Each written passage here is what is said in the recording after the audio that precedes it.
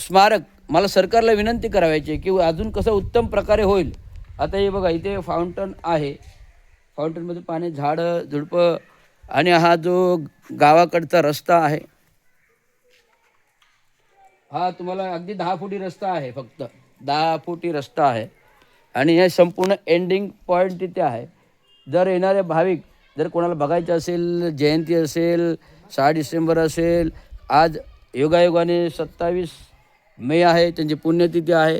आणि या स्मारकाला जर प्रथम भेट देणारी व्यक्ती असेल, या स्मारकाला भेट देणारी व्यक्ती जर असेल की ही रवींद्र शिंदे आहे. माता रमाई स्मारक वनन, माता रमाई स्मारक वनन.